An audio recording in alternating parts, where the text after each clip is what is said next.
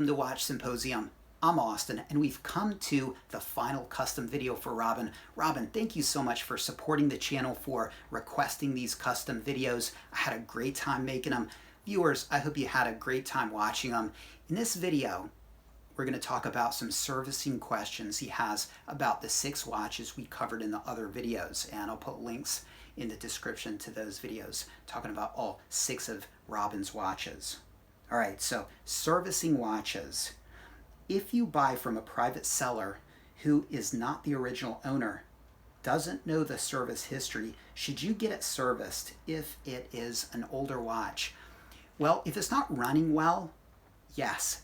If it is, well, if you want to stretch it out until you need a service, I think you can do that. Again, if it's a modern watch, that's fine. If it's a older watch, be careful, okay? And we'll talk about that in a minute. Let me just say that for me, when I buy a pre-owned watch, I like it to go through that portal of having a service. I mean, when I get it back, it doesn't have the previous owner's DNA on it anymore, and it's been thoroughly cleaned and checked, and I feel like it's 100% my watch when I get it back. And also, I know it's 100% my watch because they run the numbers, and I know it's not a stolen watch, and that's something you have to think about when you're buying pre-owned pieces, especially pieces that are like, you know, orphan pieces, no box, no papers. So it's something that I do, but not always. I mean, my blue dialed hydronaut, now it's a box and papers piece. I'm pretty sure it's not stolen, but it's running well, and I don't feel the need or inclination to have it serviced.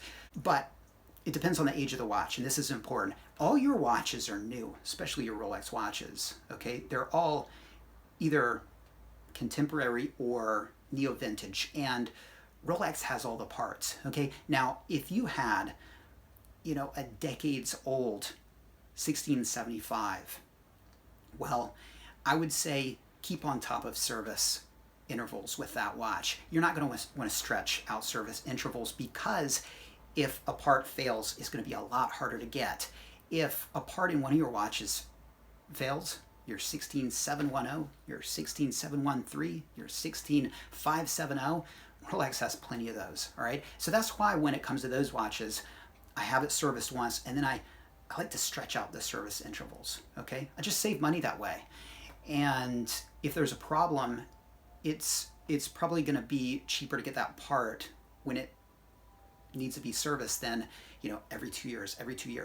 If it's a really highly collectible, decades old 6542, every 2 years. You got to keep those parts well lubricated, because once they're gone, okay? So for yours, I think you can stretch out service intervals. All right, next question.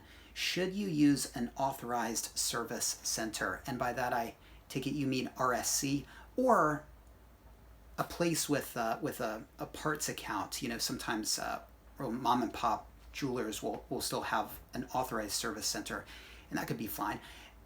The answer is it depends on your watches, and your watches are either contemporary Rolex watches or neo-vintage watches. The oldest one is your 2002 16570, and Rolex has all the parts for that watch. So if something needs replacing, you're going to get a period correct part.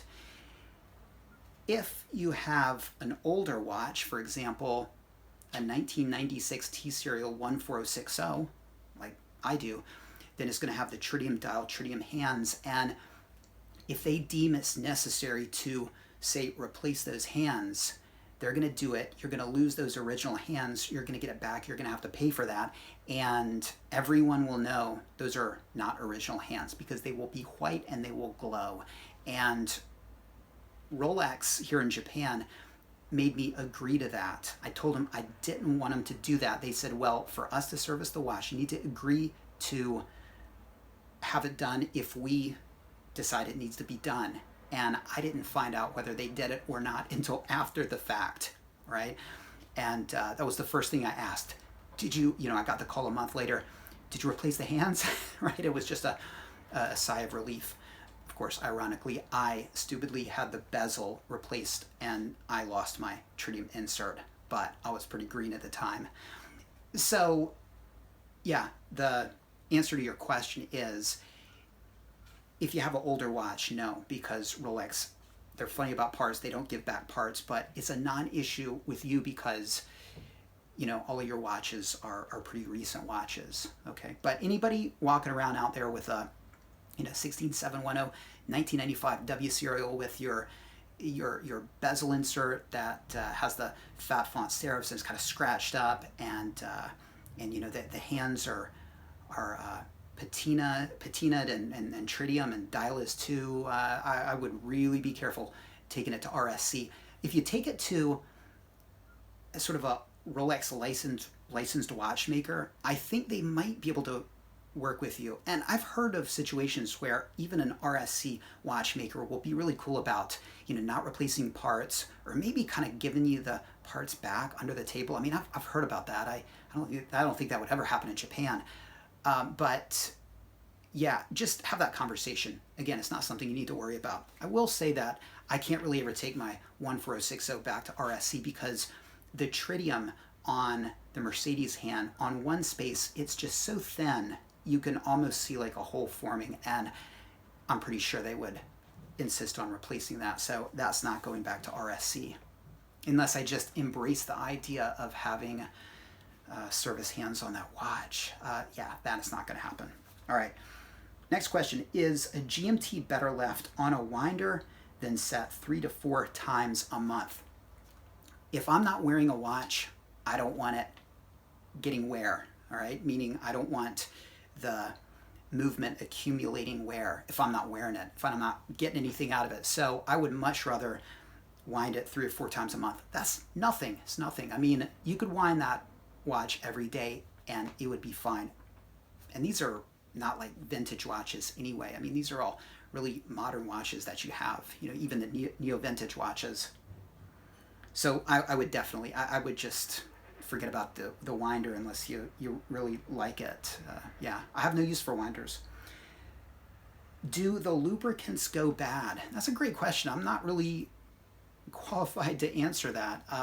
If any watchmakers are listening, then throw your comment in the comment section. My guess would be that, and this is just some stuff that I've read on the internet, that the lubricants have gotten better and better as technology has increased, and you can be sure that the lubricants that RSC is using is probably the best out there, which is one reason you might want to think about going there as opposed to an independent watchmaker. You get a lot of good things. You get the best polish from RSC. Look, I'm not saying that a third party can't do a great polish, but it's not going to be better than RSC. RSC is going to do the best polish, and you're going to get the paperwork, and you're going to get it authenticated. You're going to get it checked to make sure that it's not on the stolen watch registry that they have. I mean, you're probably going to get the best and latest lubricants as well. All right. And he says, how long before a service should you wait till the watch is not running well? All right, I might have answered that previously, but it depends on the age of your watches. For me, for your watches, I would wear them until something's wrong with them. Okay, and you can always have pressure checks to check the water resistance of the watches. All right, and his last question, I decided to get the Brigade serviced because I didn't know its service history.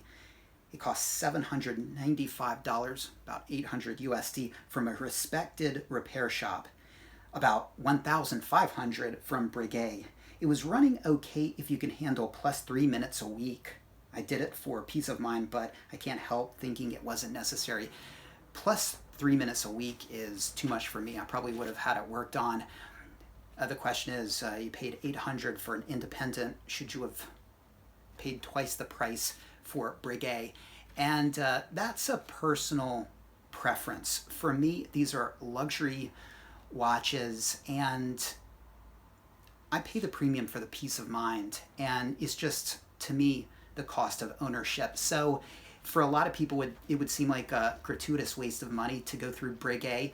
I probably would have done that, and that's one of the things you really don't have to worry about so much with Rolex, because the services are really surprisingly reasonable compared to places like Audemars Piguet, where they really get you. as far as the service costs. And you're talking about your watches, which again are all neo vintage, your 16570, your 16713, your 16710. Those will all be about $750 for Rolex to service.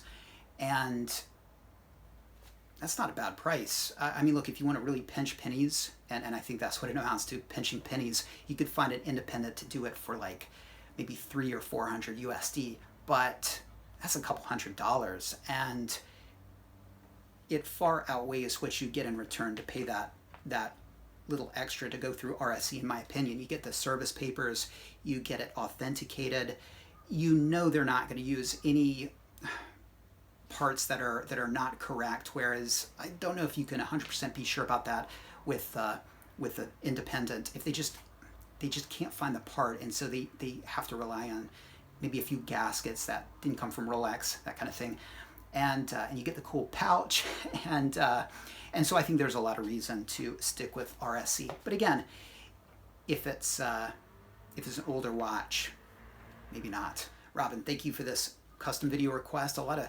interesting points that I don't think I've ever really talked about. My servicing philosophy. And viewers, drop your servicing philosophies in the comment section. Everybody is a little bit different about how they do things. Some people want to stay on top of their services and, every 2 years, make sure it's got that water resistance. Other people, maybe one service like myself and try to stretch them out. Other people forget RSC. I like a nice, cheap, save a buck, independent. So everybody's got their different opinions on it. So please share yours. Take care. Thanks for watching, and I'll see you in the next one.